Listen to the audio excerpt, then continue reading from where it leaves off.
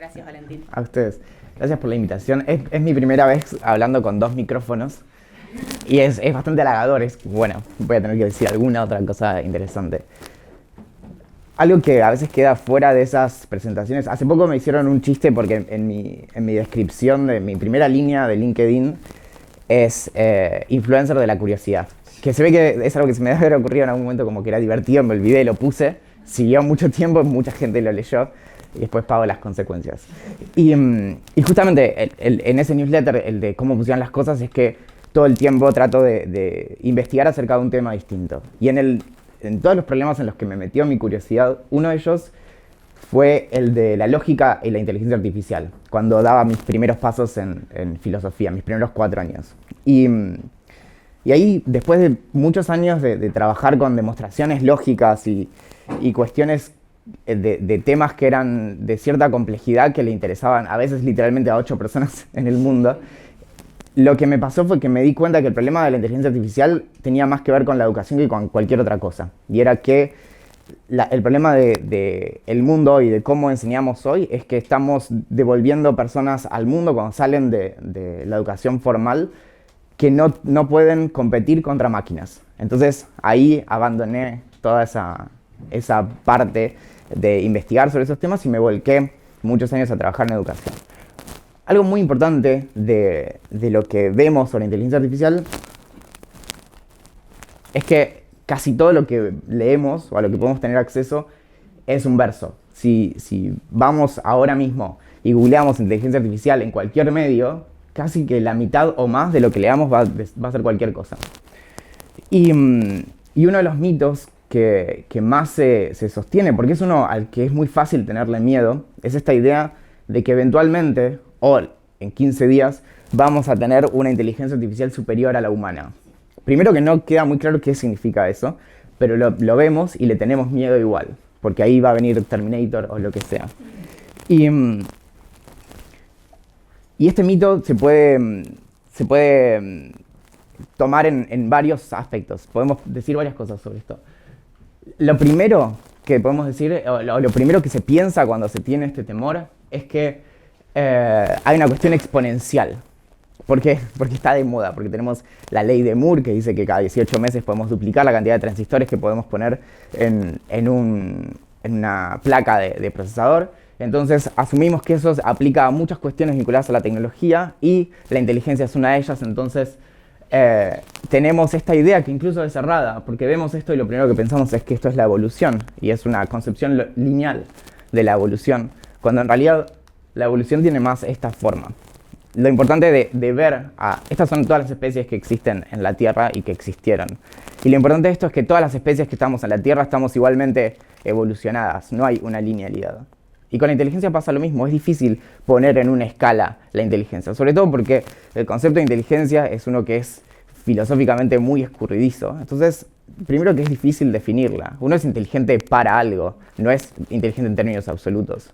Si así fuera, no sé, los pájaros son más inteligentes que nosotros para volar, aunque nosotros hacemos aviones. Y después está esto, que eventualmente vamos a lograr hacer una inteligencia artificial de propósito general que se distingue de todas las inteligencias artificiales que usamos generalmente o aplicaciones de machine learning con las que interactuamos día a día, como por ejemplo programas muy específicos que nos dicen, bueno, ¿cuál es la mejor forma para que yo ahora, si me tomo un colectivo o voy en auto a microcentro, lo haga de la forma más rápida? Esa es una aplicación muy específica.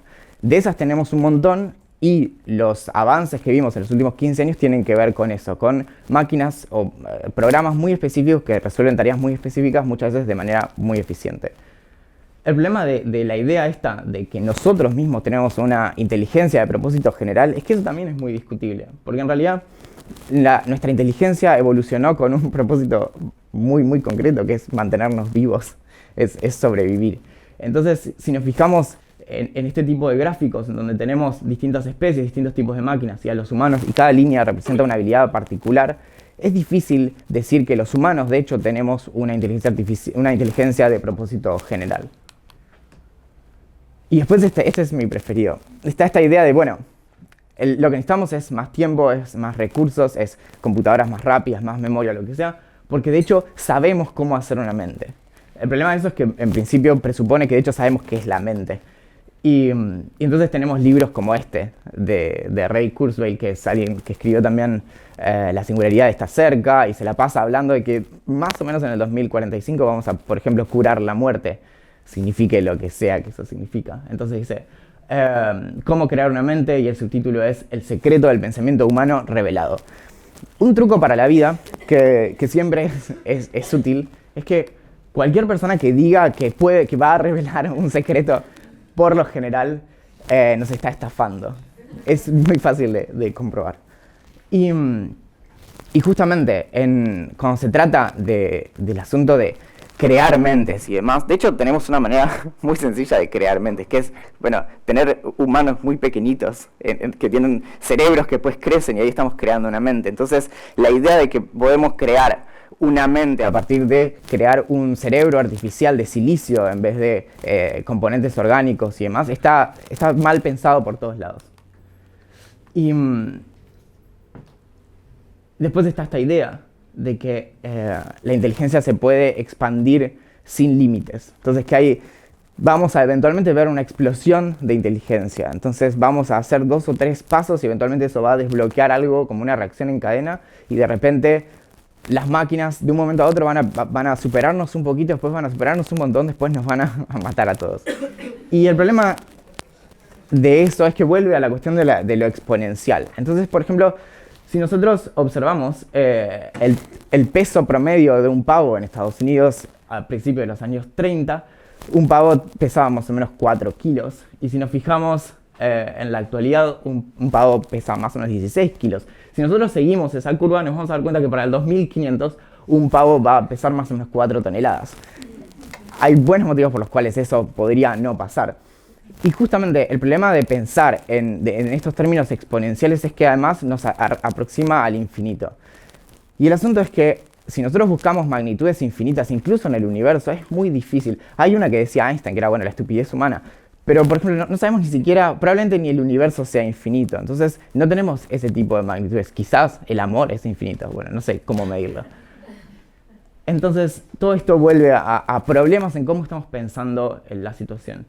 Y después esta es la peor de todas, que también es esta idea de que, bueno, en algún momento vamos a tener una superinteligencia y con ella vamos a poder resolver todos nuestros problemas. No sé.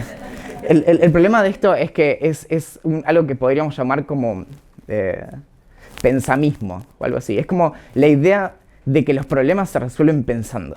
Por lo general, las personas que proponen eso son las que se la pasan pensando también. Y el problema de eso es que hay muchas cuestiones que no se resuelven solo pensando. Por ejemplo, no sé, necesitamos computadoras cada vez más potentes para encontrar la cura del cáncer o resolver cuestiones científicas. Y el asunto es que hay muchas cuestiones científicas, si no las más interesantes, que dependen mucho del tiempo. Entonces no es tomar una radiografía, sino que es, por ejemplo, tenemos que medir algo y a veces medirlo durante miles de años. Entonces no importa qué tan inteligente seas, cerebrito, porque vas a tener que estar midiendo cosas en la realidad. Entonces no es solo cuestión de pensar mejor. Y todo esto vuelve a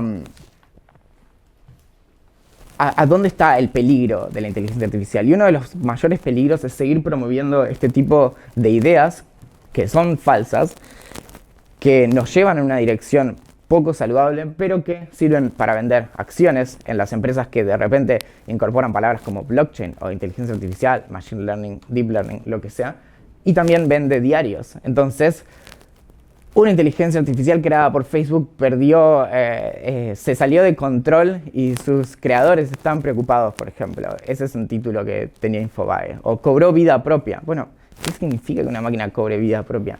No son cosas sencillas, pero las decimos muy a la ligera. Y tenemos este problema de que hay buenos motivos lógicos para pensar que efectivamente podemos hacer una máquina que tenga la misma capacidad de cómputo que un humano. Eso es el llamado límite de Turing. Si una máquina tiene la misma capacidad de hacer cálculos tiene una capacidad por debajo de los humanos, igual a los humanos o superior a los humanos. Pero lo que pasa es que es terriblemente improbable. Y esto todo nos lleva a las conversaciones de las que somos parte constantemente, ¿no? Como eh, donde hablamos de cosas como el futuro del trabajo y vienen las máquinas, ¿no? Y bueno, y vos trabajás de tal cosa, pero en 5 años, 5 meses, 5 semanas va a venir una máquina y vos que eras, no sé, abogada o que eras contadora o vos que te dedicabas a escribir novelas, ahora viene porque hay una máquina que vi el otro día en las noticias. Y el problema de todo esto es que estamos fluyendo en toda una futurología berreta, en donde lo que hacemos es adelantarnos al futuro de una manera en que es entretenida realmente, pero que no tiene que ver con la realidad. Y el problema es que esto nos está alejando de que efectivamente la inteligencia artificial, estoy haciendo algo, es muy peligrosa por los motivos que no vimos recién. Y esto tiene que ver con cuestiones que son más bien concretas, que no, por lo general no aparecen tanto en la ciencia ficción y a veces quizás son bastante aburridas y lo tenemos que poner en la trama, no sé, de Black Mirror, aunque a veces se aproxima. Y podemos pensarlo en cuatro categorías o 4 áreas de problemas. El primero es este, que es el del trabajo y la automatización, que es el asunto del futuro del trabajo y va a venir una máquina y me va a reemplazar, entonces, ¿qué hago? ¿Y qué hacemos con todas las personas que de repente no van a tener trabajo dentro de unos días? Y algo curioso de esto es que si cada vez hay más automatización, tendríamos que ver ciertas cosas, ciertos indicadores que deberían preocuparnos. Esto, por ejemplo, es el nivel de productividad desde 1950 hasta 2010 por hora de trabajo. Sin embargo, el crecimiento de productividad está bajando, es decir, cada año aumenta menos la productividad. Y lo que empezamos a ver es que desde más o menos el 2008, que fue la crisis económica que afectó principalmente a Estados Unidos y Europa, pero después obviamente al resto del mundo, lo que vemos es que si bien se estancó cuánto ganan, cómo se distribuye la riqueza, lo que empezamos a ver es que el 1% más rico del mundo es más rico ahora que en el 2008. El 1% se distribuía entre más personas hace 10 años que ahora, está menos distribuido. Y lo otro que empezamos a ver es que a pesar de que estamos incorporando automatización, como veíamos antes, no aumenta la productividad. Entonces, ¿dónde está realmente lo que está sucediendo? Y lo que encontramos ahí son otros problemas respecto de inteligencia artificial que no estamos viendo. Por ejemplo, de repente Uber incorpora mecanismos en donde, y tuvo que pagar por eso, donde usan algoritmos que usan cuestiones que nosotros sabemos de psicología del comportamiento desde hace mucho tiempo respecto de cómo los taxistas eligen cuántas horas trabajar. Entonces, se sabe desde más o menos los años 60 que los taxistas se ponen mentalmente y de forma desprolija, pero se ponen como objetivos diarios de trabajo. Entonces, si en un día cumplen con su cuota de, no sé, llevarse 5.000 pesos, probablemente trabajen 4 horas y otro día tardan 8 y trabajan 8.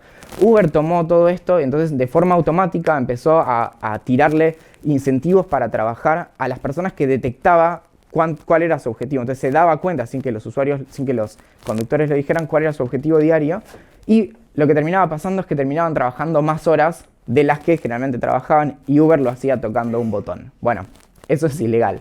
Pero eso es un problema de inteligencia artificial y trabajo que por lo general queda de lado cuando nosotros pensamos en, bueno, va a venir la máquina y me va a reemplazar. Lo otro son todos los sistemas de monitoreo empresarial, en donde también usamos lo que sabemos de psicología del comportamiento para hacer que los empleados hagan cosas que son más beneficiosas para la empresa y que incluso muchas veces van directamente en contra de derechos laborales.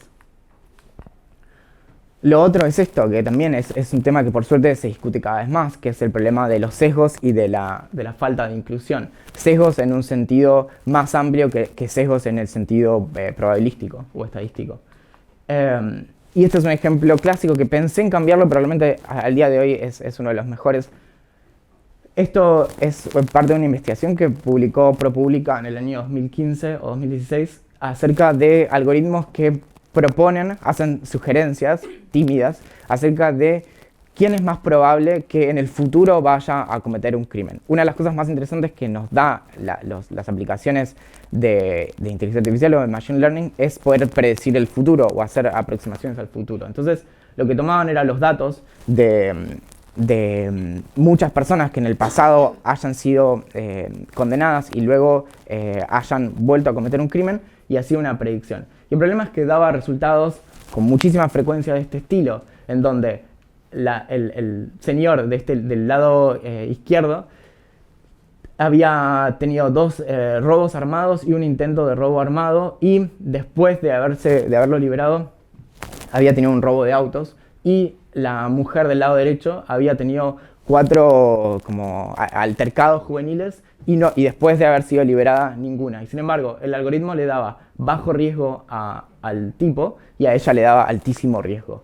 Los algoritmos en general están sesgados, y eso tiene que ver principalmente con cómo básicamente las máquinas hacen predicciones de manera completamente ingenua, no conocen, no saben lo que es una persona, simplemente tienen datos, encuentran patrones y después hacen predicciones, y eso lo podemos complejizar de distintas formas, hacer que compitan entre sí distintos programas para llegar al mismo resultado, pero depende mucho de la información que nosotros le estamos sirviendo. Y el problema de la información del pasado es que nos dice cómo fueron las cosas, no cómo queremos que sean. Entonces sí, si vamos al caso, es mucho más probable que una persona negra en Estados Unidos haya sido condenada a más años, porque es sencillamente lo que sucedió. Ahora, no queremos eso, porque por lo general una de las cosas más divertidas del futuro es que no esté condenado por el pasado. Y después está la cuestión esta de derechos y libertades, que se superpone directamente con lo que decíamos antes, de derechos laborales, por ejemplo. Y aparecen ejemplos como este. No sé si lo llegaron a ver, en el 2017 salió este estudio, que era un algoritmo que entrenaron con varios miles de imágenes de apps de citas para que detectara o predijera si una persona era gay o no. Y justamente lo que resultó es que era mejor que la predicción que hacían los humanos, en el caso de mujeres más del 75% y de los varones más del 70%, que es mejor que incluso tirar una moneda. Entonces se armó todo un debate, y era bueno, pero ¿qué hacemos? Y ellos decían, no, hicimos esto para demostrar lo que se podría hacer, entonces para poder adelantarnos y poder proteger mejor a las personas y demás. Entonces después estaba toda la discusión de, bueno, ¿y cómo detectamos solo por su cara a una persona y su orientación sexual? Entonces, bueno, había un montón de teorías y demás. A principios de este año se replicó el experimento, lo hizo un doctorando en Estados Unidos, y lo que encontró es que primero hizo el mismo experimento con otras imágenes y obtuvo resultados parecidos. Entonces dijo, bueno, porque a todo esto lo más importante es que no sabemos cómo los algoritmos encontraron efectivamente esto. Encuentran patrones, pero la forma más sencilla de hacer un algoritmo de inteligencia artificial es pedirle los resultados, pero no le pedimos que nos explique. Eso es algo que nos diga cómo llegó al resultado. Eso es algo que de hecho hoy por hoy se está empezando a exigir, por ejemplo, en la Unión Europea, que si un algoritmo toma una decisión nos pueda decir cómo llegó a eso. Entonces replicó el estudio y les dio más o menos los mismos resultados. Entonces dijo, bueno, acá puede que haya algo raro. Entonces empezó a hacer cambios. Y lo que hizo, por ejemplo, fue no cambiarle la cara, sino, por ejemplo, probar cosas como la misma persona con y sin anteojos. Entonces decía, bueno, por ejemplo, encontró patrones como que las personas gays, varones, tendían a no usar anteojos. Entonces, bueno, eso era un dato. Pero después hizo algo mejor, que es que les borró la cara a todos. Y sin embargo, el algoritmo seguía funcionando. Entonces empezaron a aparecer cosas como, bueno, quizá tenía que ver la iluminación. Y no tanto la forma de las caras. Y hay un montón de cosas así que surgen. Y cualquiera de ustedes, si hubiera pensado su teoría para detectar a personas gays, hubiera pensado cosas mucho más complejas de lo que la máquina efectivamente estaba haciendo. Ahí la pregunta es, ¿qué pasa con todo esto? O sea, realmente, podemos estar pensando en tener hoy en la ciudad de Buenos Aires algoritmos de reconocimiento facial que de repente puedan tener una aplicación, entonces sale una investigación sobre cuántas personas gays caminan por la calle. Y por último está el asunto de ética y gobernanza, que son términos que además solemos usar con mucha soltura y que a veces no significan realmente nada.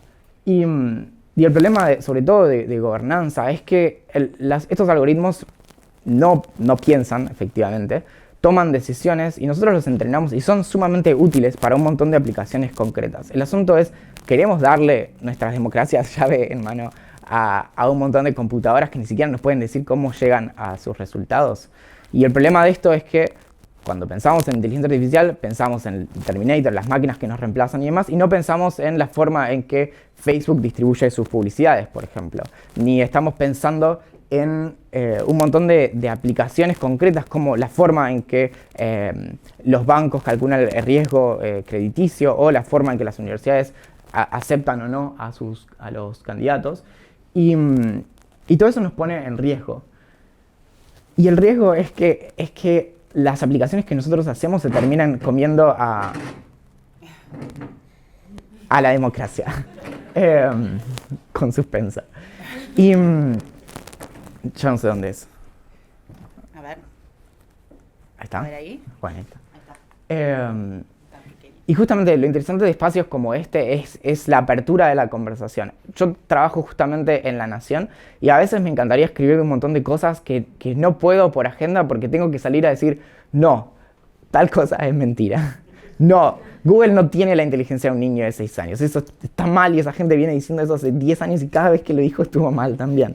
Y hay un montón de... bueno, no, Facebook no escucha tus conversaciones. Tiene formas mucho más interesantes de saber qué es lo que vos querés comprar mañana o a dónde querés viajar. Y el problema de tener conversaciones en estos términos equívocos es que no estamos hablando de todas las otras cosas. Y esas cosas están sucediendo y las máquinas son terriblemente peligrosas para todas las cosas que incluso logramos en los últimos 100, 150 años de democracias liberales.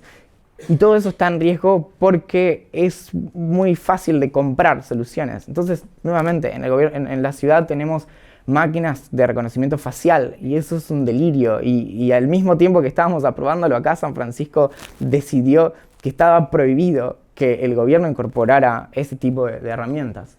Y por suerte, la conversación se está abriendo a partir de organizaciones como el Instituto AI Now en Estados Unidos, que trabaja y depende de la Universidad de Nueva York, y de gente como Kate Crawford, que es una investigadora, es la directora de la organización y es con quien, por suerte, el año pasado vino a la Argentina y pude charlar muchísimo de las cosas que nos preocupaban.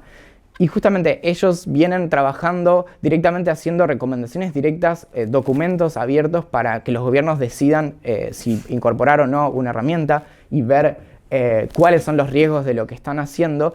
Y toda la organización la dirigen 3 mujeres. Y eso también es bastante interesante, porque otra de las mujeres, que es Meredith Broussard, es de Google y hace poco salió en las noticias porque es parte de las personas que están moviendo adentro de organizaciones como Facebook, Google, Apple, Amazon, para que, por ejemplo, se atiendan cuestiones como los sesgos algorítmicos y demás. Y lo están haciendo desde adentro y no están simplemente saliendo a quejarse. Necesitamos más educación científica y necesitamos otra relación con la evidencia. No podemos simplemente hablar en términos especulativos, sino, bueno, realmente mostrame de qué se trata. Si hay máquinas que van a estar tratando de reconocer si alguien cometió un crimen, mostrame que eso funciona. Y necesitamos que las personas sepan más acerca de lo que estamos hablando. Toda esta cuestión de entender cómo funcionan las cosas no es simplemente una frase agradable, sino que realmente necesitamos poder entender todo esto para poder denunciarlo. Si no, nos pasan por arriba. Y necesitamos más hackers, que es justamente lo que les contaba al principio. Cuando yo salí de inteligencia artificial para dedicarme a otros temas, me dediqué 6 años a estudiar qué hacían los hackers y cuál era la cultura hacker y cuál era la ética hacker, que gira alrededor de esta idea de entender cómo funcionan las cosas para poder cambiar ese funcionamiento, de justamente poder empoderar no solo desde el lugar de la crítica y darle lugar a las personas para que opinen, sino que realmente la mejor forma de entender cómo funciona la inteligencia artificial es ponerse a hacer un algoritmo de detección de algo. Y ahí decís como, realmente es todo tan idiota, porque pasa eso. Y esto vuelve al principio, necesitamos mucho menos chamullo y denunciar donde lo vemos, más ciencia y más filosofía. Muchas gracias.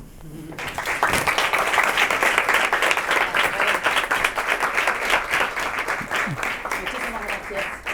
Bueno, nada, íbamos, gracias. Íbamos a hacer una pregunta, pero tal vez estamos con el tiempo justo o podemos hacer una pregunta. ¿Podríamos? ¿Sí? Ok. Dale, en 3 oraciones. Valen, hablábamos un poco sobre inteligencia artificial y también en este foro vamos a hablar sobre habilidades. ¿Cuál es tu mirada sobre esto que también se discute mucho en recursos humanos, sobre cuáles son esas potenciales habilidades o de futuro? ¿O cómo es la mirada de un filósofo sobre esas habilidades teniendo este contexto de futuro? Voy a responder muy corto, pero ¿saben quién es Tiger Woods? ¿Y saben quién es Roger Federer? Tiger Woods, ¿a qué edad creen que empezó a jugar al golf? A los 2 años. Bueno, Roger Federer, y desde ahí fue el mejor. Roger Federer probó un montón de deportes hasta que más o menos a los 16 o 17 años dijo, bueno, ahora sí me voy a empezar a dedicar al tenis.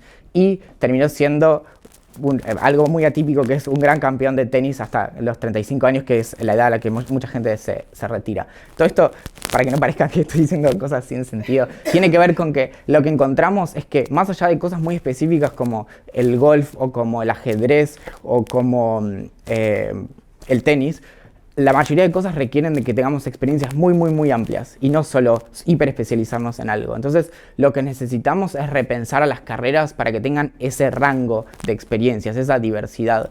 Hacernos a un lado de las 10.000 horas con las que supuestamente vamos a ser los mejores violinistas del mundo y empezar a pensar en cómo podemos ampliar la cantidad de cosas que las personas hacen para que puedan tener cabezas mucho más abiertas y mucho más experimentadas para lidiar con una mayor diversidad de cosas. El problema que estamos teniendo hoy en el desarrollo de tecnología es que hay poca diversidad, pero no solo de las personas, sino de lo que las personas saben. Entonces, una crisis que tenemos hoy es que las personas que hacen tecnología no saben un pomo de humanidades. Y muchos problemas que tiene Facebook hoy se hubieran resuelto si Mark Zuckerberg hubiera terminado su carrera y hubiera hecho los cursos que le faltaban, por ejemplo, acerca de ética. Genial, unos ejemplos. Gracias. De nada, Muchísimas a ustedes. gracias.